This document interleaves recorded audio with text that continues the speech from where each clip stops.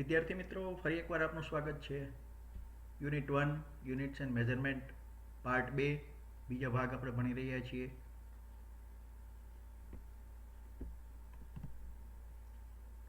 આ લેક્ચરમાં આપણે ભણીશું એટલે કે ફ્લો ઓફ લેક્ચર છે, definition of SI base unit, derived quantities, multiple and sub multiples of SI unit અને few relationships of units.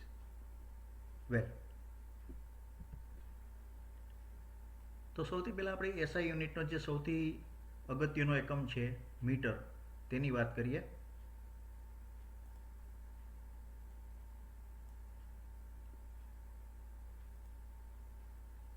Metre, the length of the path travelled by light in vacuum during a time interval of 1/299792458 of a second.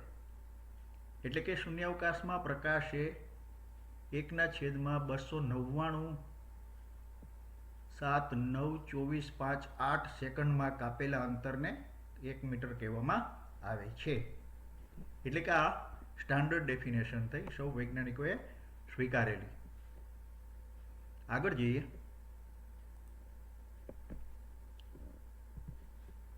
હવે જોઈએ કિલોગ્રામની વ્યાખ્યા. તો કિલોગ્રામની વ્યાખ્યામાં તમે એક model જોઈ શકો છો સ્ક્રીન પર. અહીંયા આગળ એક મોડેલ છે અને એ શેવરે ફ્રાન્સમાં રાખેલું છે. એની વ્યાખ્યા શું થશે? The unit of mass equal to mass of the international prototype of the kilogram. એટલે કે international bureau of weight and મેઝરમેન્ટમાં રાખેલા આંતરરાષ્ટ્રીય નમૂના પ્રોટોટાઇપના દળને 1 કિલોગ્રામ કહેવામાં આવે છે. એટલે કે વૈજ્ઞાનિકોએ એક મોડેલ બનાવીને રાખ્યું છે અને એક માસનો એક લૂમ્પ ત્યાં રાખેલો છે અને તેને બધાએ કહી દીધેલું છે કે it's a 1 kilogram and it's a standard 1. Okay,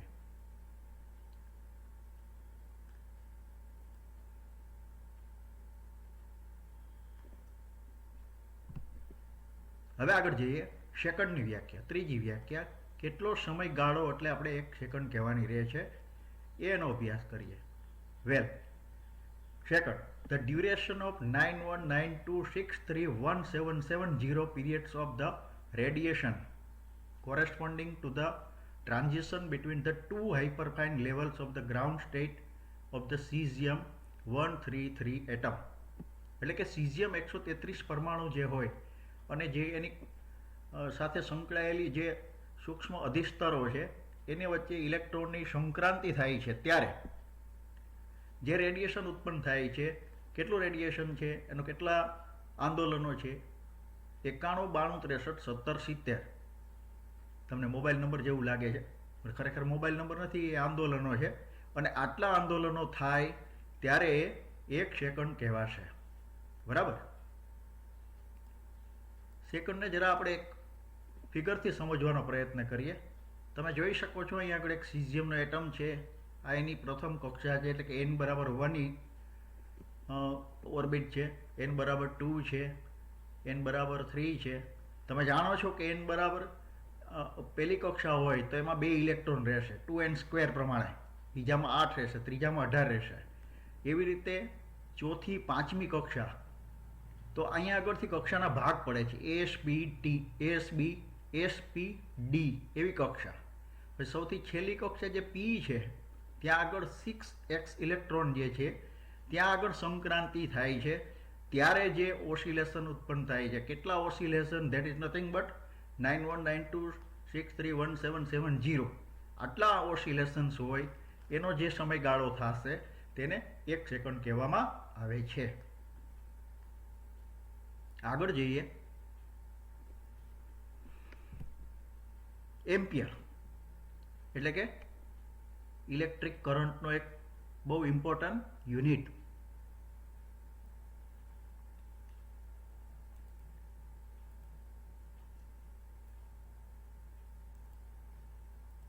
Yes, the constant current which maintained in two straight parallel conductors of infinite length of negligible circular cross section and placed 1 meter apart in vacuum would produce between these conductors a force equal to 2 into 10 raised to minus 7 Newton પર metre of length.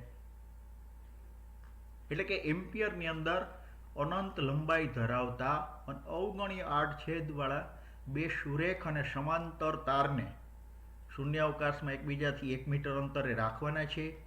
દરેક તારમાંથી સમાન વિદ્યુત પ્રવાહ પસાર કરવાનો છે અને તેમની 1 મીટર લંબાઈ દીઠ જો તેમની વચ્ચે 2 × 10⁻⁷ ન્યૂટન બળ લાગે તો દરેક તારમાં વહેતા વિદ્યુત પ્રવાહના મૂલ્યને 1 એમ્પિયર કહેવામાં આવે છે.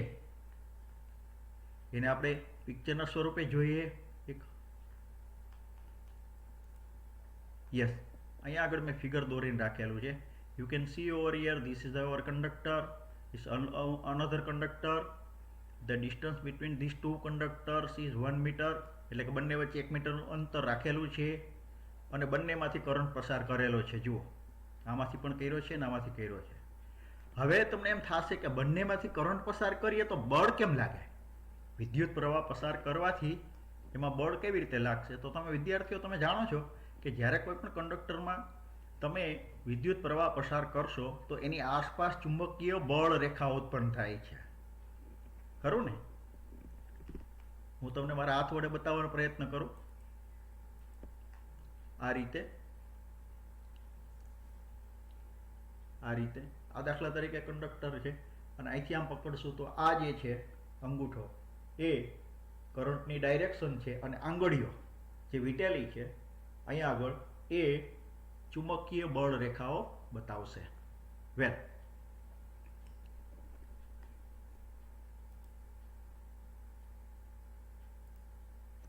હવે આપણે એનાથી આગળ જઈએ.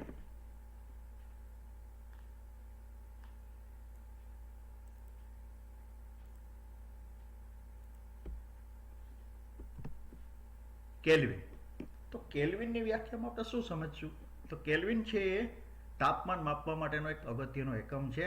It is the fraction of 1/273.16 of the thermodynamic temperature of the triple point of water. એટલે કે પાણીના ટ્રિપલ પોઈન્ટના 1/273.16 ભાગને થર્મોડાયનેમિક માપક્રમ પર 1 કેલ્વિન કહેવામાં આવે છે.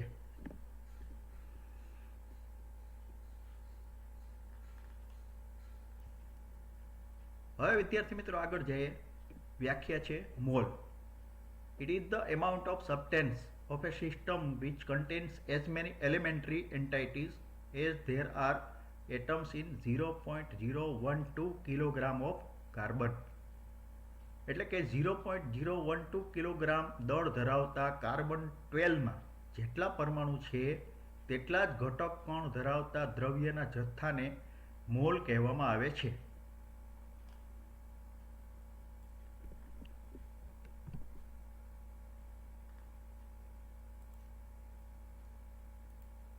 ત્યાર પછી આપણે જોઈએ કેન્ડેલાની વ્યાખ્યા. બરાબર? વેલ, candela, it is luminous intensity in a given direction of a source that emits monochromatic radiation. તમને એમ થશે કે રેડિયેશન એટલે શું? વિકિરણ. કોઈ પણ મોબાઈલની સાથે સંકળાયેલ જે તરંગ છે એ વિકિરણ જ છે. સગડીમાંથી કે ગેસના ચૂલાની નજીક આપણે ઊભા રહીએ તો આપણે ગરમી લાગે છે, એ પણ રેડિયેશન છે. વેલ, radiation off frequency 540 × 10⁻12 hertz and that has a radiant intensity in that direction of 1/683 watt per T radian. એટલે કે આપેલ દિશામાં 540 × 10⁻12 હર્ટ્ઝ આવૃત્તિ હોય તેવા એકરંગી વિકિરણ એટલે મોનોક્રોમેટિક, બીજો કોઈ કલર ન હોય એવું, અને તે જ દિશામાં 1/683 વોટ પ્રતિ ટી રેડિયન જેટલી વિકિરણ તીવ્રતા ધરાવતા ઉદ્ગમની જ્યોતિ તીવ્રતાને એક કેન્ડેલા કહેવામાં આવે છે. અને પ્રકાશ તીવ્રતા માટે આ અગત્યનો એક એકમ ગણી શકાય છે. આગળ જોઈએ.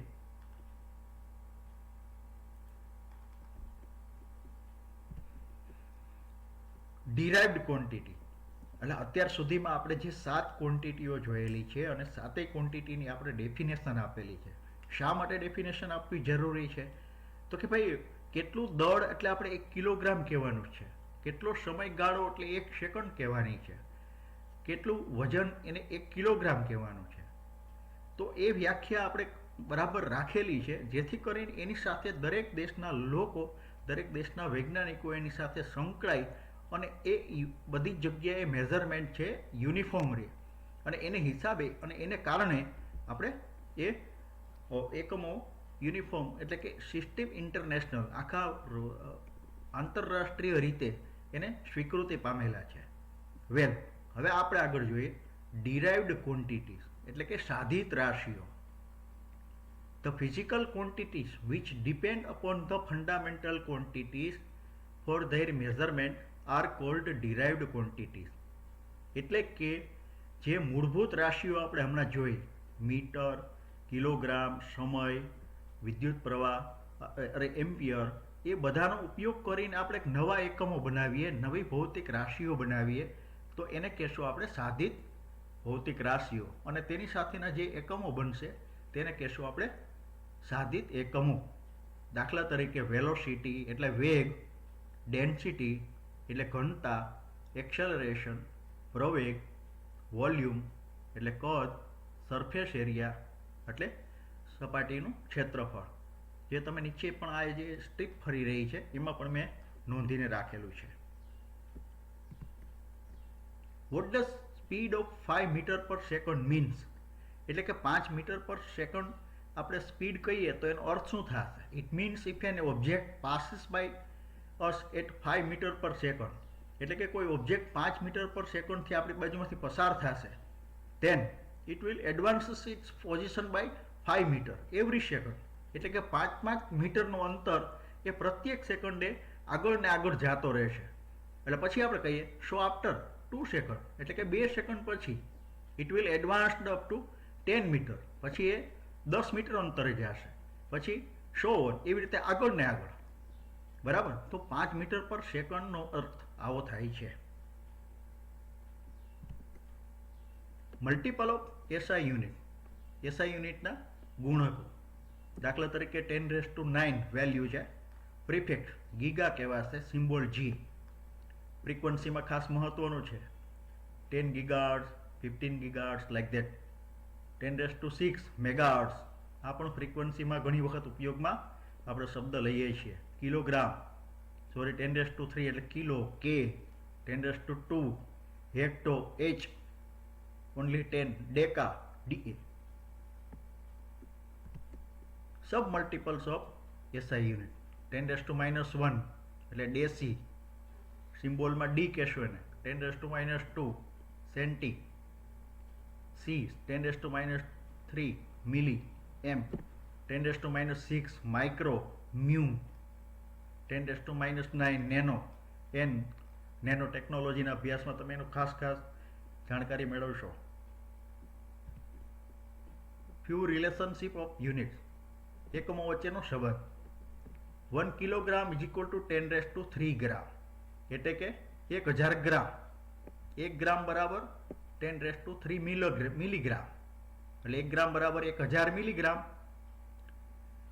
1 A એટલે કે 1 એમ્પિયર બરાબર 10⁻³ મિલી એમ્પિયર. ત્યાર પછી 1 મીટર બરાબર 100 સેન્ટીમીટર, 1 સેન્ટીમીટર બરાબર 10 મિલીમીટર. ખૂબ આવું તમે જાણો છો, આગળના વર્ષોમાં તમે ખૂબ ભણી ગયા છો, છતાં પણ આપણે એને રિકોલ કરી લઈએ. 1 micrometre is equal to 10⁻³ 6 metre. અને આપણે કેટલો જ અગત્યનો, ન્યૂટન અને ડાઇન કોના એકમો છે? બળના. ન્યૂટન એસઆઈ એકમ છે બળનો, અને આ સીજીએસ એકમ છે. તો 1 ન્યૂટન ઇઝ ઇક્વલ ટુ 10⁵ ડાઇન, અને 1 જૂલ ઇઝ ઇક્વલ ટુ 10⁻⁷ હર્ગ. આ પણ યાદ રાખીશું. તમે અભ્યાસમાં ખૂબ ધ્યાન રાખેલું છે. Thank you for your attention.